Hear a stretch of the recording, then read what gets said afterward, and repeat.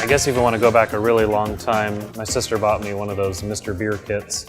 And I actually returned it. I was like, this seems kind of stupid. It wasn't until a few years after that that one of my buddies started homebrewing. And he's like, I don't understand why you're not doing this. It seems like right up your alley. So I gave it a shot. I bought a kit and made my first beer and called my wife probably every 20 minutes to have her check the temperature of the fermentation, at which point she stopped answering the phone because she was so bothered with me. From there, just me being me and my personality, I went, just started developing my own recipes. Went to all grain pretty much after that. Just home brewing in the garage just turned into something that was really fun to do. And I did restored cars, built hot rods, muscle cars. I had a lot of success with the hot rods.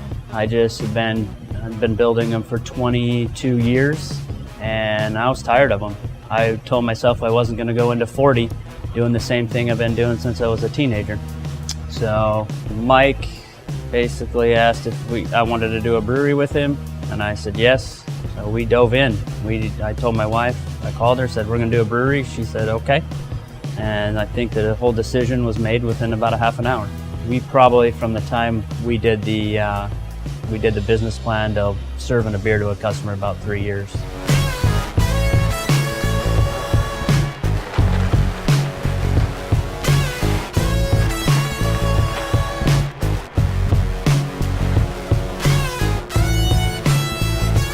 We're mashing right now, so we're mixing the grains that we milled with hot water, and we give it about an hour, and then we transfer that off to our boil kettle. The enzymes that are in the malted grains convert the starches to sugars, so you basically end up with what's called sweet wort.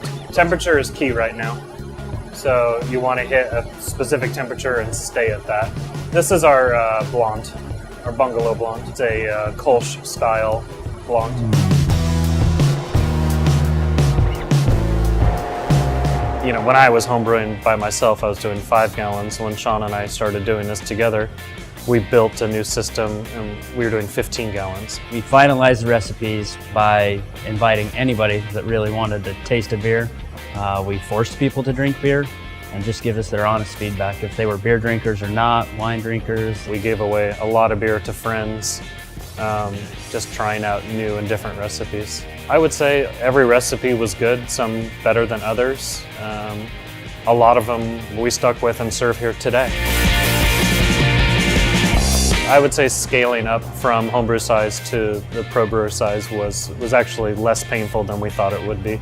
We did a lot of research, did our math. There's a lot of money that goes into a big batch, so the thought of throwing thousands of dollars away on something that you totally screw up, especially when we were in startup, well, we still are in startup mode, but when we were very first opening the doors, it's not like there's a lot of money in the bank, so losing a couple $1,000s was a really big deal.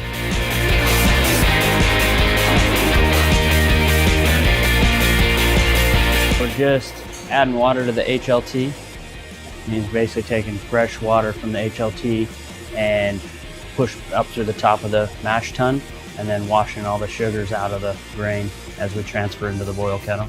We're just getting it ready to reheat the water so that we can sparge in an hour when it's done mashing, but it needs to be a certain temperature. We're doing small batches all the time on the original brew house that we built for pitching this idea to our investors. Just recently we did a raspberry saison. We've done a barley wine, which was really well received. We've done a session IPA. You never really know until it's just finally aged out properly, so you can actually taste it.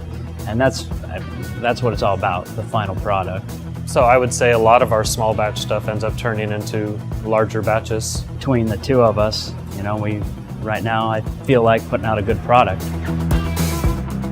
The rumor is that families would pass the mash pedal down from generation to generation, and that had that family's particular strain of yeast on it. That's why, family's ex's beer always tasted similar than family Y's. How did they figure out to take grains, malt them, then mix them with the right temperature water and somehow end up with, yeast in it and then have beer?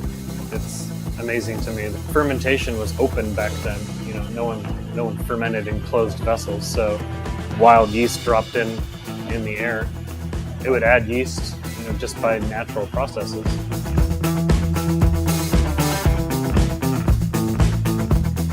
We opened December 3rd, so we're roughly 5 months into our opening, and the first day was a complete cluster.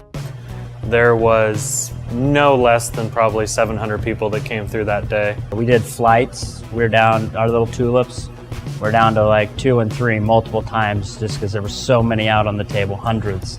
And same with pints. We just continuous 3 people washing dishes. I mean, all day. We closed at midnight and everyone just kind of sat around at about 12:30 and just stared off in the distance like, what in the hell just happened?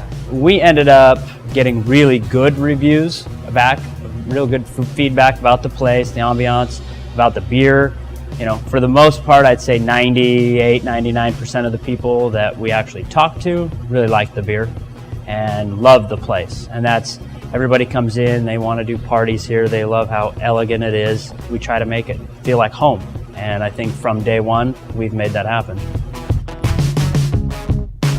We learn something new every day. The one thing I've learned is time management is key, and we're still trying to figure that out. There's always something to do, and unfortunately, a lot of it gets in the way of actually making beer. We're upgrading this, we're adding that, we're buying more of this. And these are growing pains, and these are good things. I guess if we could take away anything, what have we learned? People love beer. We love serving beer. For the most part, the beer drinking community is a really cool group of people, and we've learned that it takes a lot of money and a lot of time and a lot of commitment to run something like this. We keep trying to grow as we're only 5 months old, so every month I feel like we're latching on to something new, actually. I'm very opinionated about it, and if a customer asks me point blank, what do you think of this beer? I tell them personally how I feel about it. In the end, it's always the final product.